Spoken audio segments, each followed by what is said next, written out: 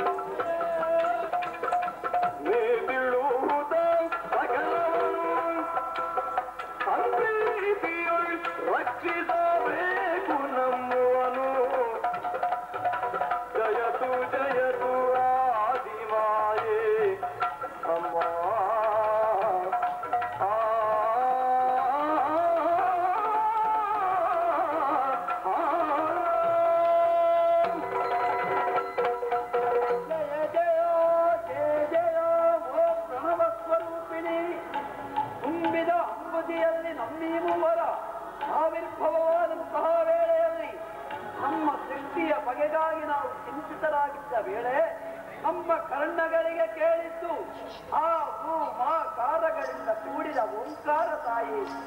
ಆ ಪ್ರಣವ ಮಂತ್ರವನ್ನು ಪಠಿಸಿದ ಕ್ಷಣವೇ ಅವ್ಯಕ್ತಳಾದಂತಹ ನೀನು ಅಭಿವ್ಯಕ್ತೆಯಾದ ಎಂಬ ನಿನ್ನನ್ನು ಕಂಡ ಕ್ಷಣದಲ್ಲಿ ನಮ್ಮ ಈ ಮಂಡಲದಲ್ಲಿ ನೀನೇ ನಮ್ಮ ಜನನಿ ಎನ್ನುವ ಭಾವ ಒಡಮೂಡಿ ಬರುತ್ತಾ ಇದೆ ತಾಯೇ. ಆದರೆ ಒಂದು ವಿಚಾರ ಮಾತ್ರ ನಮ್ಮ ಚಿತ್ತಕ್ಕೆ ವೇದ್ಯವಾಗಲಿಲ್ಲವಮ್ಮ.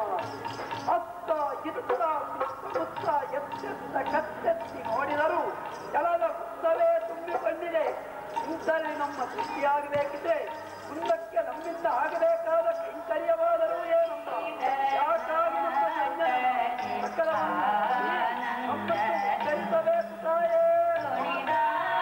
ಇನ್ನೇನಲ್ಲ ಧನ್ಯರು ಯಾರಿಗರು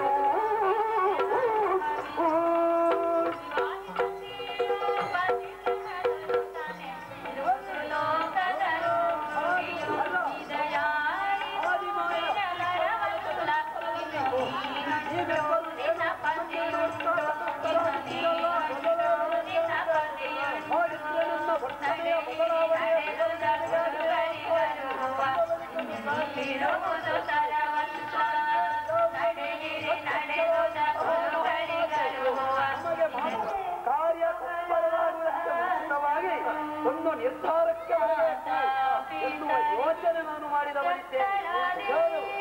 ಯಾವುದರ ಬಗ್ಗೆ ಅಂದ್ರೆ ಯಾವುದೇ ಒಂದು ಕಾರ್ಯವಾಗಲಿ ಕಾರ್ಯಕ್ರಮವಾಗಲಿ ಅದು ಸುಸೂತ್ರವಾಗಿ ಮುಂದುವರೆಸಿಕೊಂಡು ಹೋಗಬೇಕು ಅಂತಿದ್ರೆ ಅದಕ್ಕೆ ಒಬ್ಬ ಯಜಮಾನ ಮುಖ್ಯಸ್ಥ ಅಂತ ಬೇಕಾಗುತ್ತದೆ.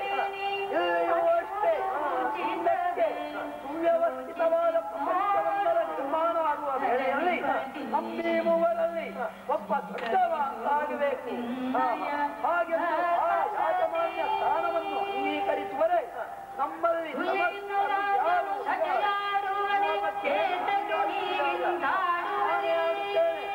ಅದೇನು ನೀನೇ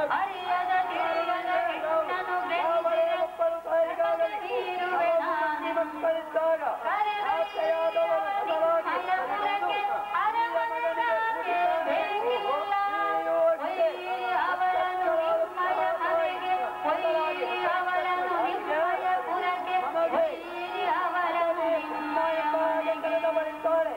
ಶಬ್ದವೇ ಅರ್ಥ ಸೂಚಿಸುತ್ತದೆ. ಹೇಳಬೇಕಾದ ಪ್ರಮೇಯ ಏನೂ ಇಲ್ಲ. ಬ್ರಹ್ಮ ಎನ್ನುವ ಪದದ ಅರ್ಥ ಏನು? ಹಿರಿತನ ಉಂಟು ಅನ್ನುವುದು ಸ್ಪಷ್ಟ. ಮಾತ್ರವಲ್ಲ, ಒದಗಿಸಿದ ಕಾಯಕ ಕಳೆದ ಕಲ್ಪದಲ್ಲಿ ಲಯವಾದ ಪ್ರಪಂಚದಲ್ಲಿ ಇದ್ದಂತಹ ಸಮಸ್ತ ಜೀವರಾಶಿಗಳನ್ನು ಈ ಕಲ್ಪದಲ್ಲಿ ಸೃಷ್ಟಿಸುವ ಮಗನೇ. ಇಷ್ಟು ದೊಡ್ಡ ಉದ್ಯೋಗ ಎಲ್ಲ ನಮ್ಮಂತಹ ದೊಡ್ಡ ತಲೆಯ ಮೇಲೆ ಬೀಳಬೇಕೇ ವಿನಃ ಇತರರು ಮಾಡುವಂತಹದ್ದ ಮಾಡಬಾರದು. ಹೌದು, ಮಾತ್ರವಲ್ಲ, ಒದಗಿಸಿದ ಗುಣ ರಾಜಸ ಗುಣ, ಅಲ್ಲಿಯೂ ರಾಜತ್ವ ಉಂಟು. ಅಹಂ ಬ್ರಹ್ಮಾಸ್ಮಿ. ಮತ್ತೆ ಸಿಕ್ಕಿದ ಲೋಕ ಸತ್ಯಲೋಕ. ಈಗ ಯೋಚಿಸಿ, ಚತುರು ವಿಷಯಗಳು ಮೊದಲಾಗಿ ನನಗೆ ಸಂಪ್ರಾಪ್ತವಾದ ಕಾರಣ ಇಲ್ಲಿ ಮೊದಲಿಗ ನಾನೇ ಆಗುತ್ತೇನೆ. ಹಿರಿಯರ ಮಾತನ್ನು ಕೇಳಿಕೊಂಡು ಕಿರಿಯರಾದವರು ಕಾರ್ಯ ತತ್ಪರರಾಗಬೇಕಾದದ್ದು ಮಾತು ರೂಢಿ. ಹಾಗಾಗಿ ನಿಮಗೆ ನನ್ನ ದೊಡ್ಡವನಾಗಿ ಆಜ್ಞೆ. ನಾನು ಹೇಳಿದಂತೆ ನೀವು ಕೇಳಿಕೊಂಡು ಇರತಕ್ಕದ್ದು.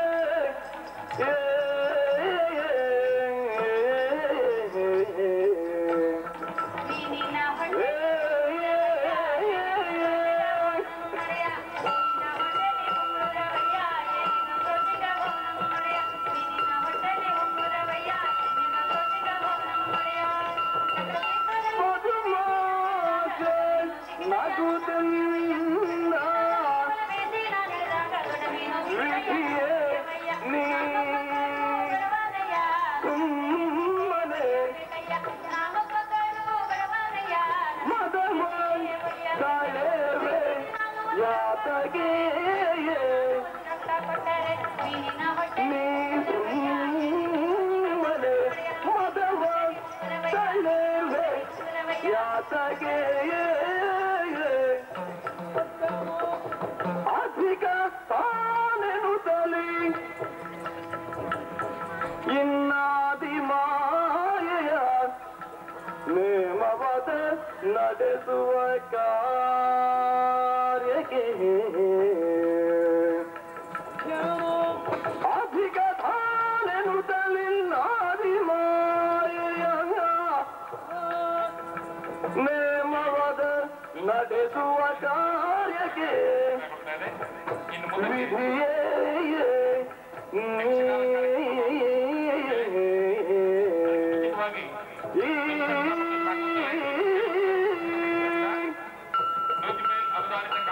ಪ್ರಾಥಮಿಕ ಶಾಲೆಯ ಶಿಕ್ಷಕಿ ಮತ್ತು ಈ ಒಂದು ಕಾರ್ಯಕ್ರಮದ ಈ ರೂಪಕದ ರಕ್ಷಣೆ ಮತ್ತು ನಿರ್ದೇಶನ ಪಡೆಯಲು ಇವರು ಸಂಸ್ಥೆಗೆ ನೀಡುವಂತಹ ಪ್ರಮಾಣ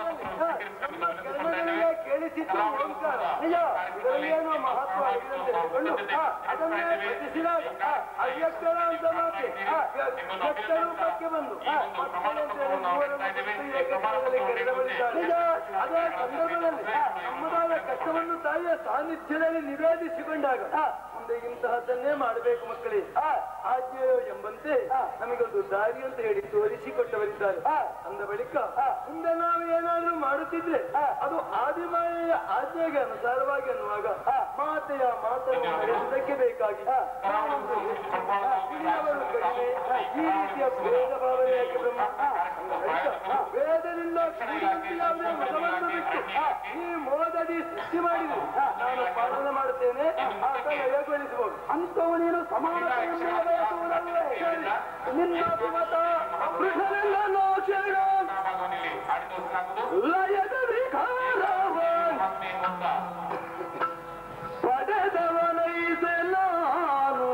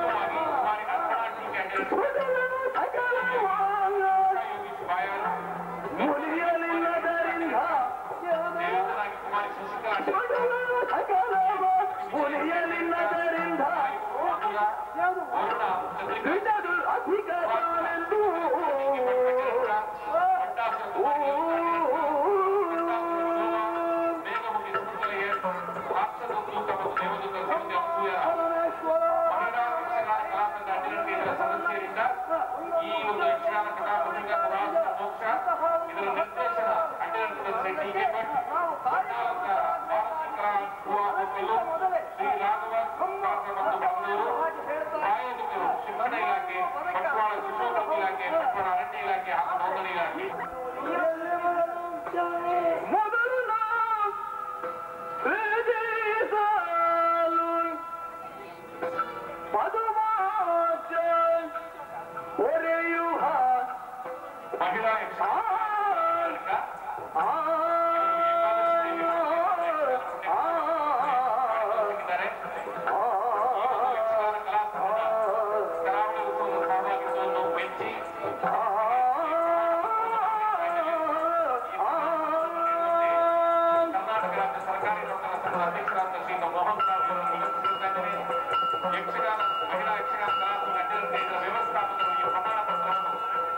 ಬಂದ ವಿನಂತಿಸ್ಕೊಳ್ತಾ ಇದ್ದೇನೆ. ಮೊದಲು ಸೃಜಿಸಲು ಪದುಮೋಕ್ಷ ಒರೆಯುವಾಗ ಈ ಒಂದು ಪ್ರಮಾಣ ಪತ್ರವನ್ನು ಸ್ವೀಕರಿಸಿ ಅದ ಹರಲಯ ಕುಳಿತ ಅದ ಹರಲಯ ಕುಳಿತ ಇದರಿಂದ ಮೂವರು ಅಧಿಕ ತಾನೆನುದ ಇದರಿಂದ ಮೂವರು ಅಧಿಕ ತಾನೆನುದ ವಿಧಿಯು ಪದವ ಹಿಡದೆ ಮೊದಲು ನಾಜಿಸಲು ಪದ್ಮಾಶ ಕೊರೆಯುವ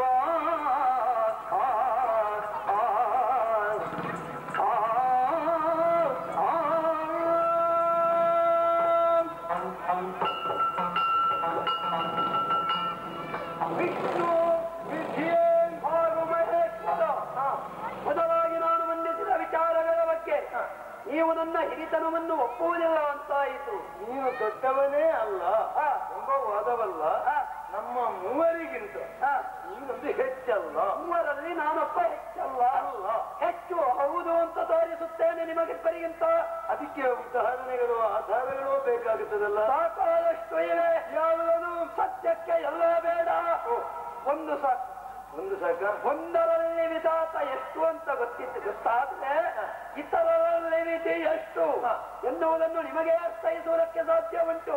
ನೀನು ಅರ್ಥ ಮಾಡಿಕೊಂಡೇ ಹೇಳುವುದಲ್ವ. ಈಗ ಯಾವುದೇ ಒಂದು ವಸ್ತುವಿಗಾಗಲಿ ಆ ಜೀವಿಗಾಗಲಿ ಆದಿ ಮಧ್ಯ ಅಂತ್ಯ ಅನ್ನುವುದು ಇರಲೇಬೇಕು ತಾನೆ. ಅದು ಇರ್ತದಲ್ಲ ಬ್ರಹ್ಮ. ಅದೇ ಪ್ರಾಮುಖ್ಯ.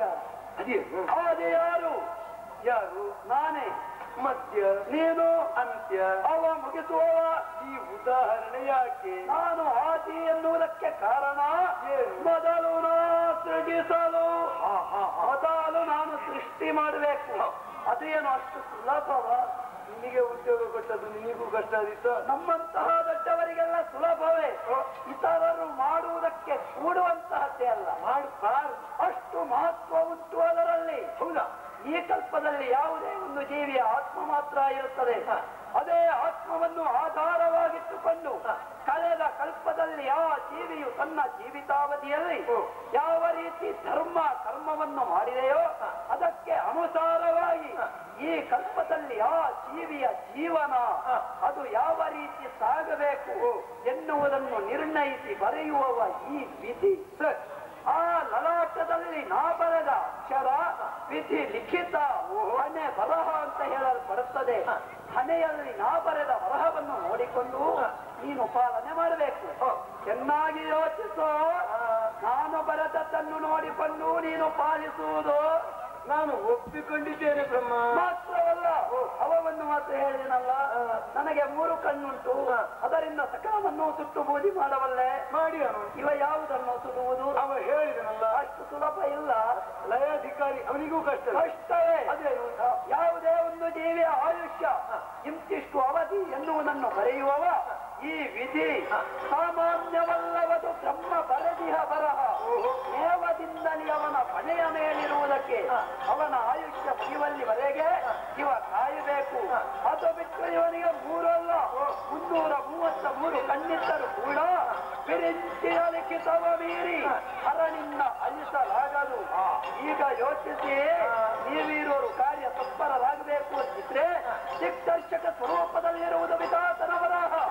ಇಲ್ಲಿ ಬೀಜ ಸದೃಶ ಬ್ರಹ್ಮ ಪಂಚಾಂಗ ಸ್ವರೂಪೇ ವಿಧಿ ಎಲ್ಲವೂ ವಿಧಾತನ ನಿರೂಪಣೆ ಆದ ಮೇಲೆ ಸರ್ವಂ ಕಲ್ವಿದಂ ಬ್ರಹ್ಮ. ನೋಡುವ, ಒಂದರಲ್ಲಿ ಇಷ್ಟಿರುವಾಗ ಇತರರಲ್ಲಿ ಎಷ್ಟೆಂದು ಯೋಚಿಸಿ ಉತ್ತರಿಸಿ ಈ ಒಂದೇ ಏನಲ್ಲ ಬ್ರಹ್ಮ. ಇದು ಏನಲ್ಲ, ನೀನು ಹೇಳಿದ ಯಾವ ಆಧಾರದಿಂದ ಕಾರ್ಯ ಪಾಠ ಉಂಟು. ಇದ್ದ ಬಳಿಕ ನೀನು ಪೂರಕ ನಿರ್ದೇಶನದಿಂದ ಆಗಬೇಕಿದೆ. ಇನ್ನ ಹಾಗೆ ಇರಬೇಕು ಅಂತ ಇಲ್ಲ. ನಿನಗೆ ಕೊಟ್ಟದ್ದು ಸೃಷ್ಟಿ, ಅದನ್ನು ನೀವೇ ಮಾಡಬೇಕು. ಹೊರತು ನಾನು ಮಾಡ್ತೀನಂತ ಪಾಲನೆ ಮಾಡೋದಕ್ಕೆ ನಿಮಗೆ ಆಗುದಿಲ್ಲ. ಅಂದ ಬಳಿಕ ನೀನು ಮಾಡುವುದನ್ನು ನಾನು ಮಾಡ್ತೇನೆ ಅಂತ ಹೇಳೋದಕ್ಕೆ ಇಷ್ಟು ದೊಡ್ಡ ಉದ್ಯೋಗ ಇರುವುದಕ್ಕೆ ಸಣ್ಣದಕ್ಕೆ ಯಾಕೆ ಕೈ ಹಾಕುವುದು? ನಮ್ಮದೇವ್ರೆ, ನನ್ನ ಪಾಲನೆ ದೊಡ್ಡದು ಅಂತ ಹೇಳುವುದಕ್ಕೆ ಆಧಾರ ಕೊಟ್ಟಿದ್ದೇನಲ್ಲ. ನಿಮ್ಮ ಸೃಷ್ಟಿಯೇ ದೊಡ್ಡದಾಗಿ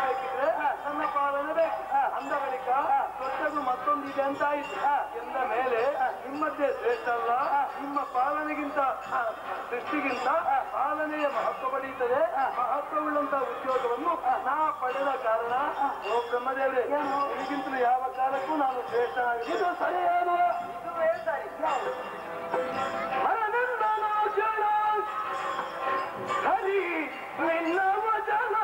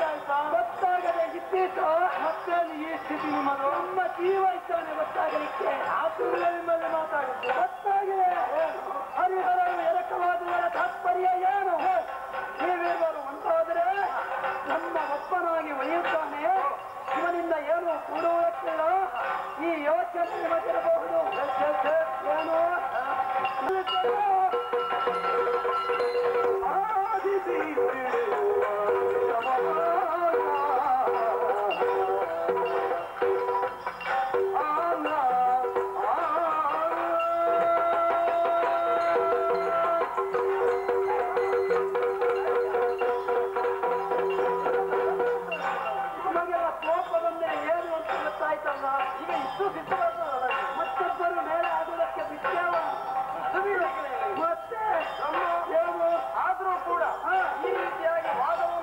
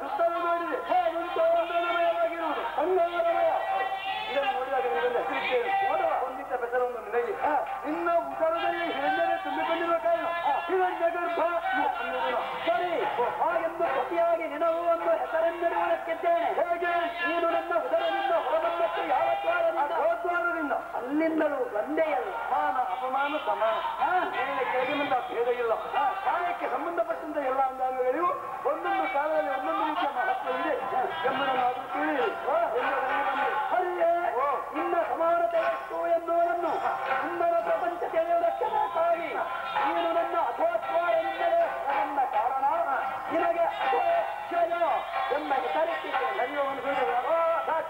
ಆಡಿದ್ದನ್ನು ಮಾಡಿ ಏನು ಇರುವುದು ಎನ್ನದ್ದು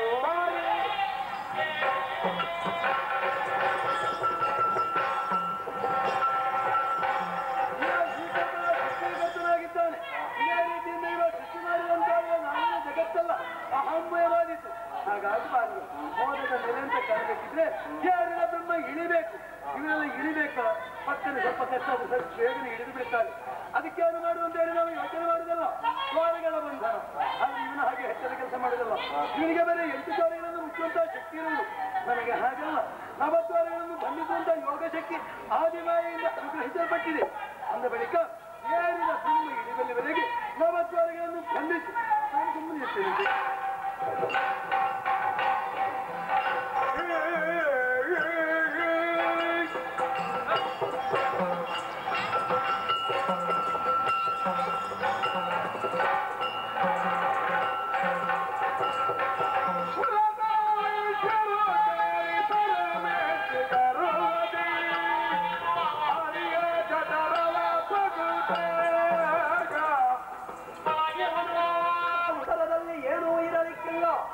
ಎನ್ನುವ ಕ್ಷುಲ್ಲಕ ಭಾವನೆಯನ್ನಿಟ್ಟುಕೊಂಡೇ ನಾನು ಒಳಪ್ರವೇಶ ಮಾಡಿದವ ಪ್ರಥಮ ಹಂತದಲ್ಲಿ ಏನನ್ನು ಕಾಣುತ್ತಾ ಇದ್ದೇನೆ ಕಳೆದ ಎಲ್ಲ ಕಲ್ಪದಲ್ಲಿ ಲಯವಾಗಿದ್ದ ಪ್ರಪಂಚದಲ್ಲಿದ್ದ ಸಮಸ್ತ ಜೀವರಾಶಿಗಳು ಈತನ ಉದರದಲ್ಲಿ ಚೇತನಾತ್ಮಕವಾಗಿ ತುಂಬಿಕೊಂಡಿವೆ ದೊಡ್ಡವನಿಗೆ ಹೇಳಿಕೊಳ್ಳುತ್ತಿದ್ದ ಹನ್ನಂತವನ ಉದರದಲ್ಲಿ ಇದ್ದದ್ದು ಅದೇ ಒಂದು ಕಲ್ಪತ್ತು ಸುಖದಿಂದ ಕೂಡಿತ್ತು. ಅದು ಮುಖ್ಯವಲ್ಲ, ಪ್ರಥಮದಲ್ಲಿ ಇರುವಾಗ ಯುದ್ಧ ಎಷ್ಟು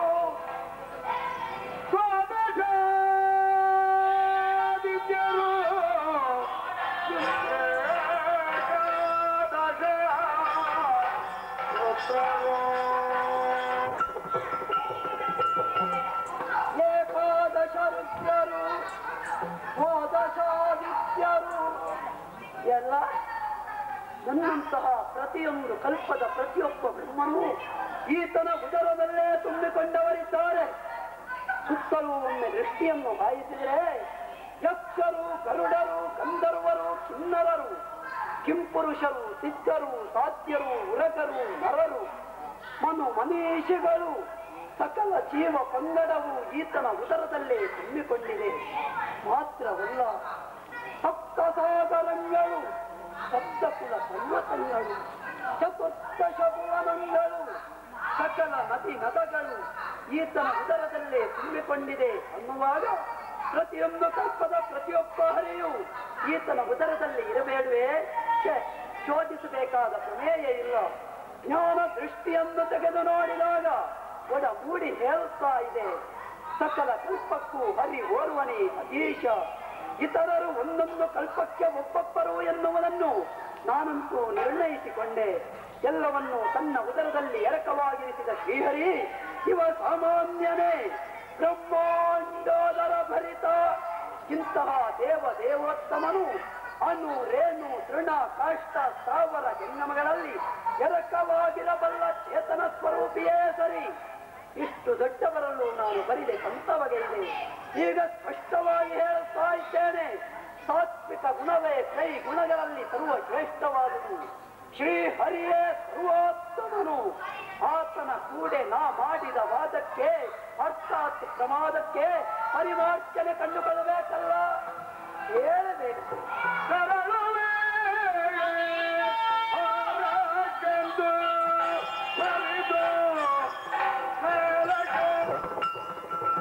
ಮಹಾವಿಷ್ಣುವಿನ ಮಹತ್ವವನ್ನು ಆತನಲ್ಲಿ ಹೇಳಿಕೊಂಡು ನನ್ನ ಕಿರಿತನವನ್ನು ಒಪ್ಪಿಕೊಳ್ಳುವುದಕ್ಕೆ ಬೇಕಾಗಿ ಹೊಲ ಹೋಗಬೇಕು ಅಂತಿದ್ರೆ ಹೊಲ ಹೊಕ್ಕ ಮುಖದ್ವಾರವುಂಟು, ಅದನ್ನೊಮ್ಮೆ ಈಕ್ಷಿಸುತ್ತೇನಂತೆ.